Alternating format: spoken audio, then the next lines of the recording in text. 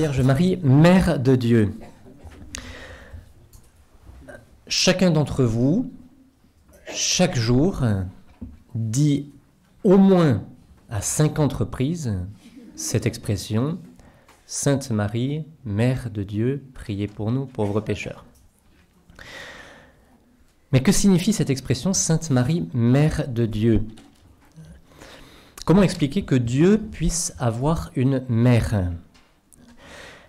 Alors c'est une expression qui nous est familière, mais qui n'est pas seulement une expression pieuse, parce que les mots ont du poids, le poids des mots. On s'arrête là. Et donc c'est une expression qui a une signification très précise, et une signification qui est essentielle pour notre foi. Alors c'est ce que nous allons approfondir maintenant. On va voir dans une première partie, on va faire un peu d'histoire pour découvrir d'où vient cette expression et comment l'Église l'a faite sienne. Et puis dans une seconde partie, nous verrons ce que cette expression signifie pour notre foi. Alors d'abord un peu d'histoire. Au cours des premiers siècles de l'Église, il a fallu préciser la foi. Ces précisions se sont faites souvent au gré d'événements, et souvent, c'est en réponse aux erreurs et aux hérésies que l'Église a apporté la lumière sur les mystères de la foi. Comme Jésus l'avait promis, l'Esprit de vérité vous conduira vers la vérité tout entière. Alors c'est ainsi que fut convoqué le premier concile œcuménique en l'an 325. À cette époque-là, donc, un prêtre d'Alexandrie qui s'appelait Arius niait la divinité du Christ. Donc, il faisait du Christ un être exceptionnel, mais qui demeurait une créature.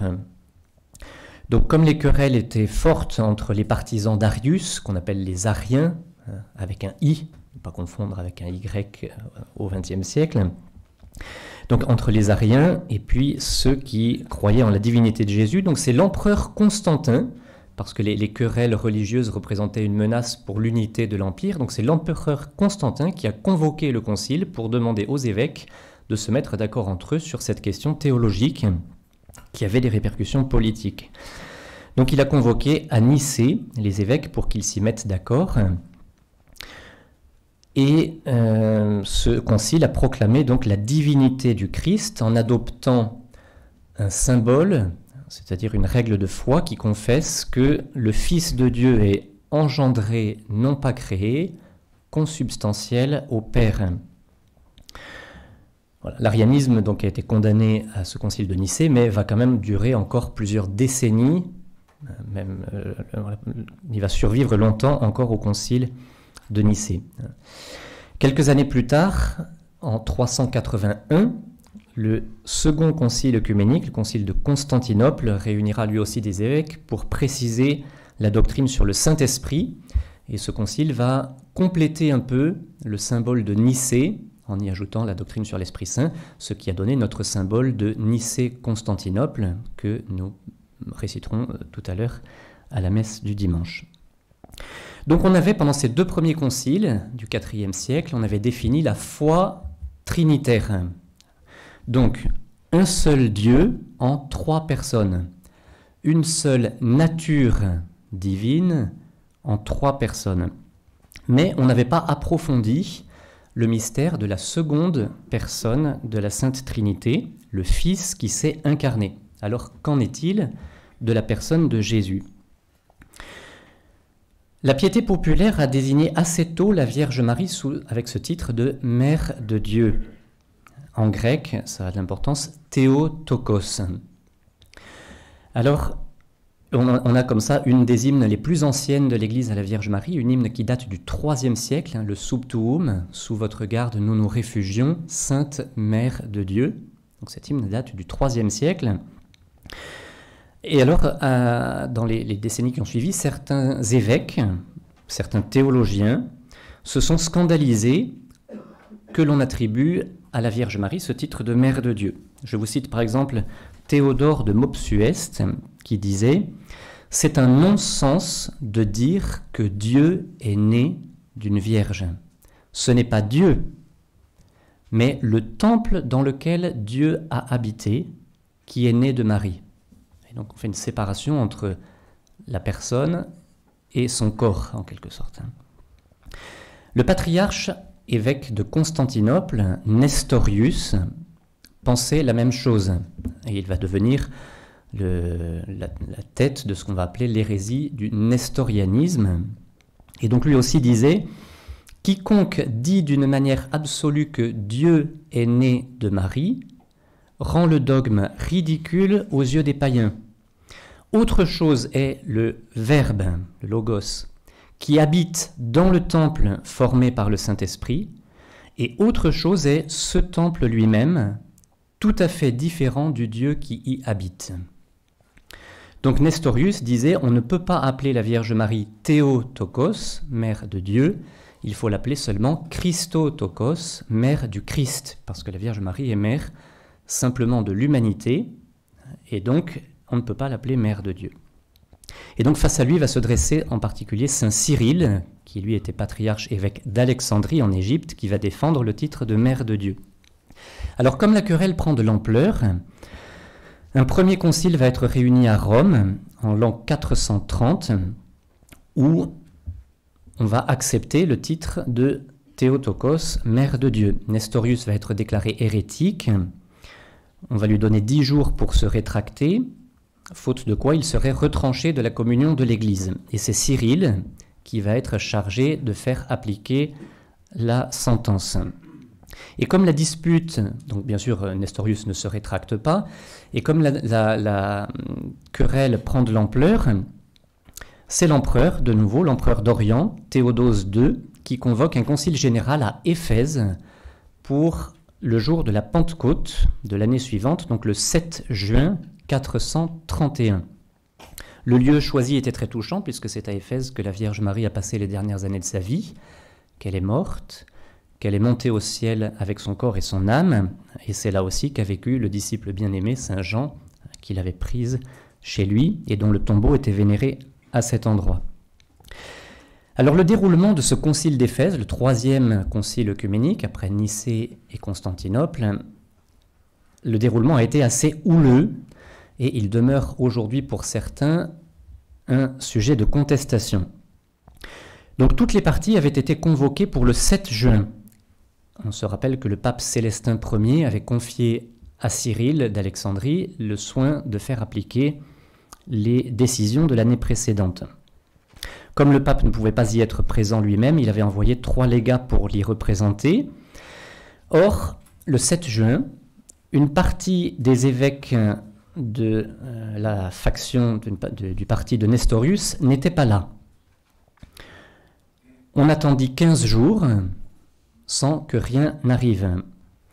Le 21 juin, donc Cyril d'Alexandrie, qui suspectait, donc en particulier celui qui devait venir prêter main forte à Nestorius pour refuser le titre de mère de Dieu, c'était le patriarche d'Antioche, Jean d'Antioche, qui n'était pas très loin d'Éphèse, mais qui n'arrivait pas. Voilà.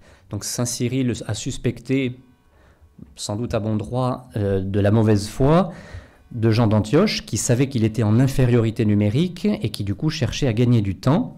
Donc Cyril annonce le 21 juin que le concile commencera, ça fait 15 jours qu'il aurait dû commencer, que le concile commencera le lendemain, 22 juin. Et donc à cette date, Nestorius refuse de comparaître, et après l'exposé des différentes lettres et de la situation, 198 évêques votent la sentence de déposition de Nestorius et proclament que la Vierge Marie peut être appelée Mère de Dieu. Je vous lis ce petit témoignage. La condamnation de Nestorius fut accueillie par le peuple d'Éphèse avec des transports de joie. Lorsque les évêques sortirent de l'église, on les acclama et on les reconduisit jusqu'à leur domicile avec des flambeaux. Vous voyez que Lourdes n'a rien inventé pour les processions mariales. De son côté, Nestorius envoya à l'empereur une lettre de protestation signée par 10 évêques. Donc il est quand même assez seul. Et puis donc le 26 juin, 4 jours après, Jean d'Antioche, qui a appris que la décision avait été prise, arrive, comme par hasard, et il se plaint que la décision a été prise sans attendre tout le monde, sans lui, etc. Et quelques jours après encore arrivent les légats du pape qui vont confirmer les décisions prises le 10 juillet Et Jean d'Antioche va refuser de paraître pour s'expliquer à son tour et sera lui aussi excommunié. Alors, dans une seconde partie, approfondissons la signification maintenant du dogme de Marie, Mère de Dieu. Alors, c'est un fait que, si vous voulez, cet enseignement est sur la Vierge Marie, mais en réalité, on va surtout parler de Jésus, parce que c'est le mystère de l'incarnation qui est au cœur de cette question. Comme le soulignait Benoît XVI, la maternité de Marie est très profondément liée au mystère de l'incarnation et il atteint le centre du mystère lui-même. La question, c'est comment Jésus, qui est vraiment né de la Vierge Marie, est-il aussi vraiment Dieu? Alors, on souligne très brièvement le témoignage de l'Écriture. Bon, on a vu que l'Évangile, comme d'ailleurs l'Ancien Testament l'annonce, nous parle de la conception virginale de Jésus. La Vierge Marie a bien conçu Jésus par l'opération du Saint-Esprit. Et puis on peut souligner qu'Élisabeth, dont saint Luc souligne qu'elle est remplie de l'Esprit Saint, salue la Vierge Marie en disant « Comment m'est-il donné, comment ai-je la joie que la mère de mon Seigneur vienne à moi ?» Elle est bien désignée dans l'Évangile comme la mère de mon Seigneur. Et donc la foi du peuple de Dieu s'est nourrie de cette méditation de la parole de Dieu. Alors, revenons au contexte historique dans lequel s'est déroulé le concile d'Éphèse. On avait à ce moment-là deux écoles théologiques, ça va devenir un peu technique, alors là il faut se réveiller. On avait à cette époque-là deux écoles théologiques importantes qui s'étaient développées. L'école d'Antioche, dans laquelle on accentuait en Jésus la dualité, c'est-à-dire le fait qu'il était Dieu et homme, ce qui est vrai. On avait une autre école théologique, celle d'Alexandrie, dans laquelle on insistait sur l'unité, le fait qu'il était une seule personne. Alors les deux sont vrais. Le problème, et c'est comme ça, le mot hérésie en grec, ça veut dire choix. Une hérésie, c'est quelque chose qui choisit un élément de la foi au détriment d'un autre. Donc ce qui est important, c'est de tenir l'équilibre entre les deux et de ne pas, en insistant sur un point, nier le second qui l'équilibre. D'où l'importance de cet équilibre. Donc Nestorius, qui était dépendant de l'école d'Antioche, séparait de manière excessive les deux natures, humaine et divine de Jésus, et donc pour lui, la Vierge Marie était mère de l'humanité, mais la divinité, c'était tout à fait autre chose, et elle était en quelque sorte séparée. Donc selon lui, personne ne peut être mère de la divinité. La Vierge Marie serait donc seulement la mère de l'homme Jésus, donc Christotokos. Nestorius supposait, je cite un historien, que ceux qui donnaient à Marie le titre de Théotokos, mère de Dieu, entendaient par là que Marie avait donné naissance à la nature divine du Christ. Or, ceci n'avait évidemment été enseigné par personne. En appelant Marie mère de Dieu, la foi traditionnelle voulait simplement dire qu'elle était la mère de quelqu'un qui est Dieu. Saint Cyril d'Alexandrie donc écrivait, lui, « Je trouve très surprenant qu'il y ait des gens pour se demander vraiment si la Vierge Marie doit être appelée mère de Dieu. Car si notre Seigneur Jésus est Dieu, comment la Vierge qui l'a portée et mise au monde ne serait-elle pas la mère de Dieu? Telle est la foi que nous ont transmise les saints apôtres, même s'ils n'ont pas employé cette expression. »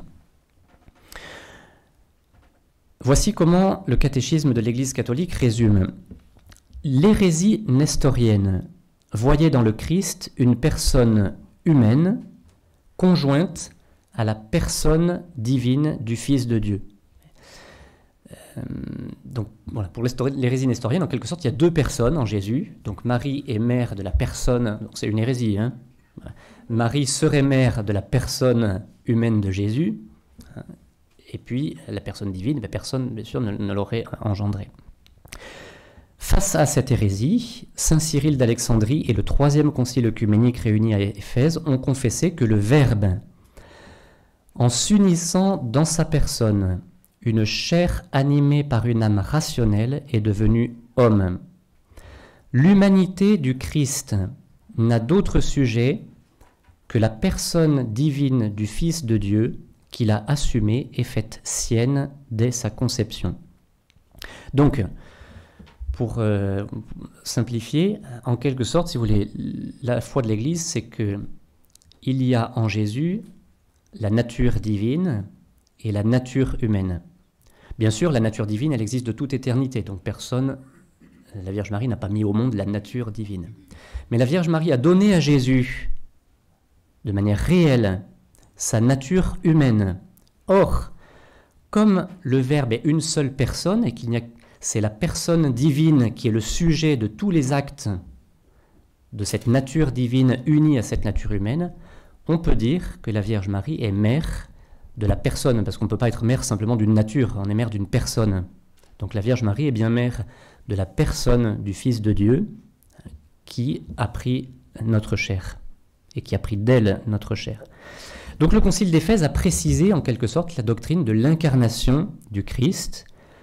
Le Christ est à la fois Dieu et homme, il possède totalement la nature divine et la nature humaine, et il a pour unique sujet la personne divine du Fils de Dieu. Donc après avoir précisé, vous voyez, dans les deux premiers conciles, Nicée et Constantinople, la doctrine sur la Trinité, le Concile d'Éphèse et puis celui de Chalcédoine quelques années plus tard vont préciser la doctrine de l'incarnation du Verbe concernant la deuxième personne de la Sainte Trinité. Alors, encore un peu de technique qui aide à comprendre la beauté du mystère. Le Concile d'Éphèse va parler aussi de ce que l'on appelle la communication des idiomes. Alors, vous connaissez l'expression, le terme idiome ou idiomatique signifie quelque chose qui est propre à quelqu'un. Je prends un exemple, une tournure idiomatique. Bon, par exemple, en français, quand vous dites « je donne ma langue au chat », si vous traduisez littéralement, je ne sais pas comment faire en anglais, « je donne ma langue au chat », l'anglais vous regardera avec des yeux ronds, parce que c'est intraduisible. C'est une tournure qui est propre. On appelle ça une tournure idiomatique ou un idiotisme. Si vous prenez l'inverse, en anglais, ils disent « It's raining cats and dogs ». Si vous traduisez en français « Il pleut des chiens et des chats », bon, le français vous regardera avec des yeux intraduisibles. Donc, d'ailleurs, le mot « un idiot », ça vient de là. Hein. Un idiot, c'est quelqu'un qui est un peu dans son monde propre, hein, qui a un fonctionnement propre. À l'origine, ça vient de là. Donc, en l'occurrence, revenons à la théologie.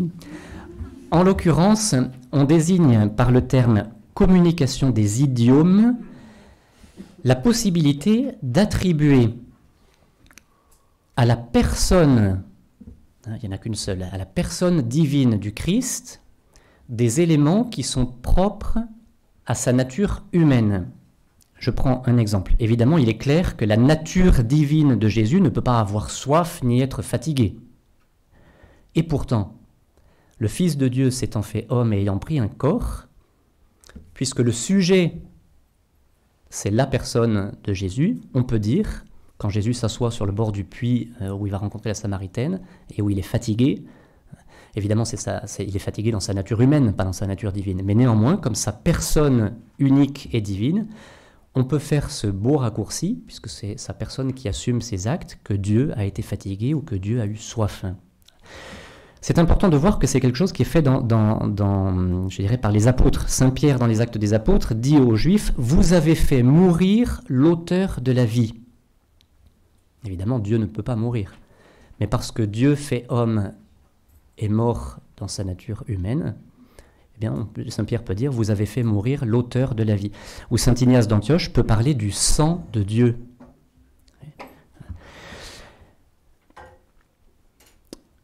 Donc c'est en raison, vous voyez, de ce mystère de l'incarnation du Verbe qu'on peut appeler Marie, Mère de Dieu. Je cite encore le catéchisme. L'humanité du Christ n'a d'autre sujet que la personne divine du Fils de Dieu qu'il a assumée et faite sienne dès sa conception. Pour cela, le Concile d'Éphèse a proclamé en 431 que Marie est devenue en toute vérité Mère de Dieu, par la conception humaine du Fils de Dieu dans son sein. Quelques années plus tard, 20 ans plus tard, le concile de Chalcédoine, en 451, insistera là-dessus, en parlant des deux natures, humaine et divine, du Christ, qui sont sans confusion, sans changement, sans division et sans séparation. Je mentionne simplement que après le concile d'Éphèse, ce que dit Benoît XVI, après le concile d'Éphèse, on enregistra une véritable explosion de dévotion mariale et de nombreuses églises dédiées à la Mère de Dieu furent construites. Parmi celles-ci domine la basilique Sainte-Marie Majeure ici à Rome. Donc, la construction avait commencé avant par une chapelle, mais elle a été embellie, agrandie après le dogme proclamé au concile d'Éphèse de Marie Mère de Dieu. Benoît XVI insiste aussi sur le fait que le titre de Marie Mère de Dieu est la base de tous les autres. Donc je le cite un tout petit peu longuement. Tous les autres titres qui sont attribués à la Vierge trouvent leur fondement dans sa vocation à être la mère du Rédempteur. C'est du titre de Mère de Dieu que dérivent tous les autres titres avec lesquels l'Église honore la Vierge. Mais celui-ci est le titre fondamental. Nous pensons au privilège de l'Immaculée Conception, c'est-à-dire au fait qu'elle soit exempte du péché depuis sa conception. Marie fut préservée de toute tache de péché, car elle devait être la mère du Rédempteur. Cela est également valable pour le titre de l'Assomption. Celle qui avait engendré le Sauveur ne pouvait pas être sujette à la corruption dérivant du péché. Et nous savons que tous ces privilèges ne sont pas accordés pour éloigner Marie de nous, mais au contraire pour la rendre proche. En effet, étant totalement avec Dieu, cette femme est très proche de nous et nous aide comme une mère et comme une sœur. Voilà, un petit détail aussi, la maternité de la Vierge Marie est fêtée aujourd'hui solennellement le 1er janvier dans la liturgie, parce que c'est le jour octave de Noël, et donc 8 jours après que la Vierge Marie eut mis au monde Jésus à Bethléem, eh bien on célèbre le fait qu'elle est vraiment mère de Dieu. Alors pour conclure, une fois encore, pour ce titre de Marie Mère de Dieu, c'est face à l'adversité, à l'erreur, à l'hérésie que l'Église a été conduite par l'Esprit Saint à préciser la foi dans l'incarnation du Verbe et tout ce qui en découle. Voici ce qu'écrivait Benoît XVI. Que Dieu soit précisément détaché de l'humanité, que naissance et maternité, à savoir toute la corporéité, soient exclues, furent pour la conscience chrétienne un signe clair qu'il n'était plus vraiment question de l'incarnation, devenir chair, au point que le centre du mystère du Christ lui-même fut lui-même menacé et même déjà anéanti. En séparant en Jésus Dieu et homme, en refusant d'attribuer à Marie le titre de Mère de Dieu, eh bien, on remet en cause l'incarnation et le mystère du Christ lui-même est menacé et anéanti. Ainsi, cette phrase est très importante, la Christologie fut défendue dans la Mariologie, dit Benoît XVI. Traduisons, le mystère du Christ a été défendu dans le mystère de Marie. Cette dernière affirmation est très importante, car ce concile d'Éphèse est une belle illustration du fait que la Vierge Marie nous conduit à Jésus, puisque c'est une querelle autour d'un titre qui la concerne, Mère de Dieu, Théotokos, qui va conduire à préciser le dogme sur Jésus, sur le Christ, et le mystère de l'incarnation. Donc quand on dit « la Vierge Marie nous conduit à Jésus », ce n'est pas simplement une pieuse réalité spirituelle. Oui, c'est une réalité spirituelle, mais c'est aussi une profonde réalité théologique et historique. Voici un petit témoignage qui rejoint ce que disait frère Xavier hier, un témoignage de Joseph Ratzinger, un peu après le Concile, et qui est très important pour les temps de confusion de la foi que nous vivons aujourd'hui. Il écrivait « Quand j'étais jeune théologien, j'avais aussi du mal à comprendre le vrai sens d'une expression fameuse, répétée dans l'Église depuis les premiers siècles, quand le Concile d'Éphèse de 431 avait proclamé Marie Théotokos, Mère de Dieu, à savoir l'expression qui veut que la Vierge soit victorieuse de toutes les hérésies. Aujourd'hui seulement, poursuit Benoît XVI, en cette période de confusion où toutes sortes de déviations hérétiques semblent venir frapper à la porte de la foi authentique, Aujourd'hui, je comprends qu'il ne s'agissait pas d'une exagération de dévot, mais de vérité plus que jamais valable. Oui, il faut revenir à Marie si nous voulons revenir à cette vérité sur Jésus-Christ, vérité sur l'Église, vérité sur l'homme. Donc vraiment, y compris au niveau théologique, une juste théologie sur la Vierge Marie nous permet d'avoir une juste théologie dans tous les autres domaines, et en particulier dans celui concernant le Christ. Concluons par cette phrase désormais célèbre de Benoît XVI, qui, devant le Saint-Sacrement exposé à Lourdes en 2008, avait livré aux pèlerins une méditation très profonde avec cette phrase très belle: « Tout est venu du Christ, même Marie. Tout est venu par Marie, même le Christ. »